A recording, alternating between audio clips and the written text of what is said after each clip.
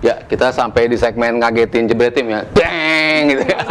Iya. Banyak yang bilang ngagetin banget musiknya. Kita juga kaget tadi. Gua mau mencet gitu-gitu mulu. Enggak gitu ya. Coba. Ya ini tadi yang Aldi bilang ya. Bisa dibilang big chance apa enggak? Kalau tereksekusi dengan sempurna, ya ini mungkin ceritanya berbeda gitu. Tapi bagaimana Cunha bisa lepas dari hadangan 5 pemain dari Arsenal dalam situasi memang agak sloppy ya, bisa dibilang bukan kendali penuh di kakinya Cunha, seperti halnya gol pertama Ekitike kan juga seperti itu kan, bola datang ke arah dia lagi, akhirnya bisa dia kuasain dan itu menjadi gol. Di sini pun tidak murni betul-betul menjadi penguasaan dari Cunha, tapi setidaknya dia bisa keluar sampai sini dan akhirnya membawa bola giring ke sini dan mencoba untuk melepas tembakan ke arah David Raya. Tapi ya David Raya selalu berada dalam posisi yang bisa dibilang tepat terus gitu loh. Dimanapun para pemain United mencoba untuk melakukan tembakan, dia selalu berada entah itu di sisi sini untuk bisa mempersempit tendangan. Kalau kita bicara Dorgu waktu yang tadi gue bilang, dia bisa menutupi daerah sini sehingga bola itu harus sampai terkena tiang. Dan juga yang Cunha dalam posisi one on one, akhirnya bolanya tidak cukup kencang, tapi dengan positioning Raya yang seperti itu akhirnya tidak bisa menghasilkan gol. Berapa kali juga situasi Mbeumo juga dalam bola-bola yang one on one juga melawan Raya, posisinya dia bisa dibilang selalu bagus. Tadi juga kita sempat nyinggung Cunha yang datang dari sini juga sempat ditepis juga, lagi-lagi positioning Raya. Jadi ya selain dari bola-bola yang bisa dikatakan kurang klinikal dari pemain-pemain United, harus kita akui juga positioning dari David Raya yang selalu gue bilang kalau lu mencari kiper baru ngapain? Gue bilang menurut gue Raya sudah menjadi kiper yang emang worthy untuk menjadi starter bagi Arsenal karena upgrade yang bisa terus dia lakukan. Tapi ya gue selalu memuji penampilan Cunha di pertandingan kali ini. Dia bisa keluar dari sisi sini, dia bisa masuk juga dari sisi sini, bisa juga langsung melakukan terobosan dari tengah. Jadi segala macam situasi coba dilakukan oleh Cunha. Kita bandingkan di era Rashford, paling dia stuck aja nih di sisi sini gitu. Dengan Garnacho stuck terus di sisi sini, tidak berani melakukan kendali ke dalam kotak penalti. Tapi Cunha dengan kecepatan dia, dengan pace-nya dia, decision making dia, ternyata berani membuat pergerakan-pergerakan yang menyulitkan Arsenal. Tapi ya lagi-lagi ketika itu tidak berbuah 3 poin, artinya selain apes, ya masih ada something yang harus lo benahi untuk menjadikan peluang-peluang lo ini peluang yang clinical. Mungkin segini dulu dari peran Cunha tadi. Kita bahas lagi peran dari Mbeumo. Ini juga pemain yang kalau tadi kita nyebut Ekitike tinggi, tapi bisa dibilang footworknya bagus, lentur banget. Tapi ini Mbeumo tambun kayaknya ya, badannya Bekasi Tambun, tapi kecepatannya ini pemain, body balance-nya, footwork, first touch-nya hampir selalu merepotkan. Yang paling gue puji, bahkan dari musim lalu gue sempat sering banget berdebat dengan Panji ya, mengenai pemain mana yang menurut lo akan impress di skemanya dari Amorim. Dorgu adalah pemain yang gue bilang akan excel di sini, dan gue bilang juga Yoro di belakang juga salah satu pemain yang akan excel di bawah Amorim. Dan dua pemain ini kemarin menurut gue mempertontonkan hal yang membuat United layak untuk punya kepercayaan untuk menatap musim depan. Dorgu selalu bisa menemukan dirinya di situasi manapun. Kalau kita ngelihat heat map-nya ya, mungkin ada di sini, ada di sini, ada di sini. Heat map-nya dia begitu luas pergerakan dari Dorgu. Tapi yang gue sayangkan dari permainan United sepanjang kemarin, kok mereka nggak terlalu banyak mencoba untuk mengirimkan umpan-umpan tinggi ke dalam kotak penalti. Kau bayangin, begitu umpan seperti itu datang, Mbeumo bisa melakukan sundulan yang tadi ya Aldi bilang, positioningnya mungkin tembakannya ke sini ya.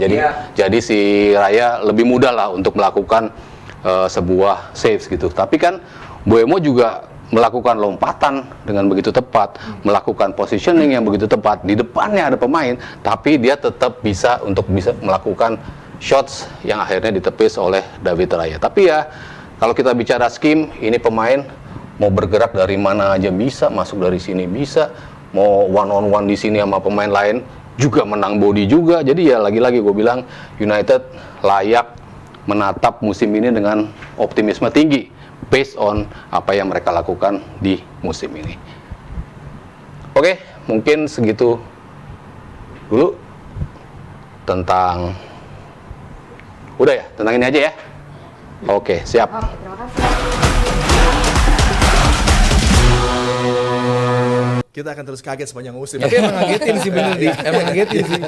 Tadi Sabto udah meng-highlight beberapa pemain yang memberikan kesan yang sangat impresif di opening match buat Manchester United yang walaupun berakhir dengan kekalahan tapi patut di-mention Dorgu, kemudian juga Leny Yoro dan apalagi Mbeumo yang memberikan aksi-aksi terbaik mereka. Tapi ada talking points di laga ini yang juga cukup menarik gitu. Gue melihat justru bukan dengan proses gol dari Calafiori, tapi ada kontak antara Saliba dengan Cunha. Dan ketika Matthijs de Ligt sudah memberikan umpan yang sangat baik, ada pergerakan dari Saliba yang sepertinya menjatuhkan standing foot dari Cunha, tapi referee Hooper tidak memberikan penalti dan VAR juga sama stick dengan keputusan on pitch dari referee Hooper. Yang menurut kalian berdua ini apa yang memberikan outcome-nya tidak ada foul yang terjadi ketika kontak jelas terlihat tadi antara Saliba dengan Cunha? Oh, dulu. Oh, kalau yang corner Calafiori kenapa gue bilang bukan foul? Kalau lu perhatiin lagi ada Mason Mount yang juga ngedorong seorang Saliba. Yep. Itu yang kita nggak boleh lupakan gitu. Jelas Mason Mount mendorong Saliba ke belakang dan Saliba jelas ada kontak dengan si kipernya Bayindir. Tapi it's minimal kan? Dan itu dia, itu yang dikatakan di dalam mungkin koridor it's not a foul. It's not a foul dan itu pun yang dikatakan oleh komentator di game ini ya bahwa itu nggak bisa, itu not enough atau nggak cukup disebut disturbing atau mengganggu kiper. Itu yang disebut sama komentator ya bahwa ini nggak cukup disebut mengganggu kiper. Karena emang itu scrimmage dan itu terjadi begitu cepat juga dan apakah itu disebut mengganggu kiper? Ternyata wasit mengatakan dan gue juga kali ini setuju itu bukan foul. Ya apakah wasit akan konsisten? Enggak juga. Wasit Inggris salah satu yang paling nggak konsisten dalam soal aturan, apalagi pengaplikasiannya. Ini buat gua bukan sebuah foul dan kalaupun kita mau bicara fair-fairan, menit 94 atau 95 lagi extra time, MU melakukan hal yang sama. Corner mungkin itu menjadi peluang terakhir bagi MU untuk bisa bikin gol. Waktu itu Dorgu dan juga De Ligt yang mengganggu David Raya. Apa yang David Raya lakukan? Dia shove, dia dorong, dia menunjukkan presence bahwa ini wilayah gua. Lu minggir, kalaupun emang nanti dikatakan oleh wasit ini pelanggaran, ya pelanggaran nggak apa-apa. Cuman paling enggak, Raya yang jelas punya tubuh lebih pendek dibandingin Bayindir bisa melakukan pembuktian ini wilayah gua gitu dengan mendorong De Ligt dan juga Dorgu, dua pemain langsung. Dan pemain lain lebih fokus sama pemain outfield dari dari United. Di menit 94 itu. Nah, waktu gol itu terjadi, pemain MU justru fokusnya ke Bayindir. Mengerubungi kipernya. Jadi nggak ada yang fokus ke pemain kayak itulah Calafiori bisa sebebas itu pada akhirnya untuk menciptakan gol karena memang ya ini berantakan, back MU memang berantakan di situasi tersebut. Jadi buat gua kalau untuk foul itu gak cukup untuk disebut mengganggu kiper dan kalau yang Saliba itu justru 50-50. Itu debatable karena satu Saliba udah jatuh lebih dulu juga kaki lawan yang mendekati dia dan wasit juga menunjuk bahwa ini bukan pelanggaran dan gua yang biasanya mengkritik wasit gua nggak melihat ini sebuah pelanggaran juga sih gitu. Jadi kalau itu terjadi di luar kotak penalti that's a free kick. Nggak juga. Why? Karena memang nggak ada intensitas untuk kenain mengenai kaki lawan yang mengenai kaki Saliba. Enggak dong, Cunha kan approaching the ball. Iya, Cunha approaching the ball. The ball dari satu gangguan dari Saliba dan ada kontak di situ. Ada kontak, cuman apakah Saliba kakinya swing untuk kakinya Cunha? Enggak juga. Saliba yang gue bilang tadi menjulurkan kaki, jatuh aja udah gitu. Tidak dalam intensitas untuk menghalau bola. Itu yang mungkin menjadi kebijakan wasit bahwa ini bukan kontak dan juga mau itu di kotak penalti, mau itu di luar kotak penalti. Gue ngeliat ini sebagai foul, gitu mungkin wasit. Yeah, it's a 50-50 challenge ya. Kemarin kayaknya kita satu ruangan Zoom ya di sama ya kan? Sama sama Howard Webb. Sama Howard Webb dan kebetulan kebetulan kita nggak pernah percaya sama dia. Dan beberapa hari kemudian di game Liverpool langsung terjadi kan. I told you how. Tapi kan beberapa hal yang di highlight di situ adalah semakin berkurangnya tingkat kesalahan ya. Kalau bisa dibilang error dari VAR itu turunnya jauh drastis ya, dari 30-an menjadi 20-an 36 menjadi 32 menjadi 18. Artinya di musim kemarin semakin sedikit kesalahan-kesalahan yang dilakukan oleh VAR atau kekeliruan gitu atau error ya, bisa dikatakan seperti itu. Dan di musim ini akan lebih dipertebal dengan on-field decision ya. Jadi wasit di atas lapangan yang akan betul-betul menentukan untuk gue mau review atau enggak, itu pokoknya semuanya lebih diberikan ketebalan pada wasit on-field decision. Dan kemarin semuanya kayaknya on-field decision ya. Dia sudah melihat dengan cukup yakin bahwa ini dua-duanya memang bukan menjadi sebuah foul. Sepanjang musim kita ngelihat lah apa yang dilakukan oleh Arsenal dalam tanda kutip ya seperti itu, corner kicks yang mereka dapatkan untuk bisa mendapatkan gol. Tadi Adiani sudah bilang 31 gol ya sudah mereka ciptakan dalam 2 musim terakhir. Musim kemarin sendiri kayaknya 25 gol ya. Kalau bisa dikatakan mereka sudah mencetak dari situasi bola mati, terutama Gabriel yang sering banget manfaatin itu. Kali ini Calafiori. Dan gue bilang emang itu tidak cukup untuk bisa dikatakan untuk menjadi sebuah foul. Too soft untuk menjadi sebuah penalti. Menurut gue seperti itu. Kejadiannya kebetulan mirip dengan apa yang tadi Aldi bilang. Kejadian ketika David Raya melakukan hal yang sama atau mendapat perlakuan yang sama dari pemain Man United yang mengganggu kotak kecil yang menjadi kekuasaan kiper. Tapi bedanya Raya bisa meninju bola itu. Ini yang tidak dilakukan oleh Gindir. Kalau Gindir bisa melakukan saves yang cukup nyaman, itu kan too soft untuk menjadi sebuah save. Jadi bolanya tuh kayaknya terlalu pelan untuk bisa dijadikan sebuah bola yang entah itu ditinju atau dilempar jauh ke belakang, tapi justru terlalu soft dan akhirnya betul-betul mendarat di depan Calafiori yang bisa menghasilkan itu menjadi gol. Jadi ya kita akan melihat hal ini terjadi tidak hanya bagi Arsenal, mungkin tim lain juga pasti akan melakukan hal yang sama, mengganggu kiper dalam artian tidak menaruh tangan lo sama sekali ke kiper, itu yang pasti akan menjadi sebuah foul. Tapi selama lo hanya membelakangi kiper, itu peluangnya untuk menjadi sebuah foul itu sangat kecil. Dan itu kan kita lihat di sepanjang musim lalu itu terjadi. Sehingga sudah betul apa yang menjadi keputusan wasit untuk tidak memberikan itu sebagai sebuah penalti. Gue melihatnya seperti itu. Ya, dan kita akan bahas juga bagaimana ini sepanjang summer transfer window banyak haters dari Gyökeres dan juga Šeško yang menginginkan kedua pemain hebat ini untuk gagal baik bagi Arsenal dan juga bagi Manchester United. Tapi memang masih terlalu dini, walaupun kalau kita lihat dari Gyökeres apa yang ditawarkan mungkin juga dari segi supply bolanya masih belum sesuai dengan apa yang dia biasa dapatkan dia di Sporting dengan 0 attempts menuju ke gawang yang kali pertama sejak dia berlaga di Championship dengan Coventry City di 2023 ya, di bulan April menghadapi Blackburn. Dia juga 0 shots menuju ke gawang, tapi kemudian juga ada run of 60 plus matches di mana dia selalu bisa menciptakan shots. Ini kemarin gagal juga dengan minimnya touches yang dipersembahkan dirinya 22 saja. Tapi kalau lo berdua ngelihat dengan Gyökeres, dengan apa yang menjadi potensi dirinya, dengan apa yang baru dia keluarkan di pertandingan pertama ini, apakah cukup yakin bahwa ini masih menjadi pertandingan di mana dia membutuhkan waktu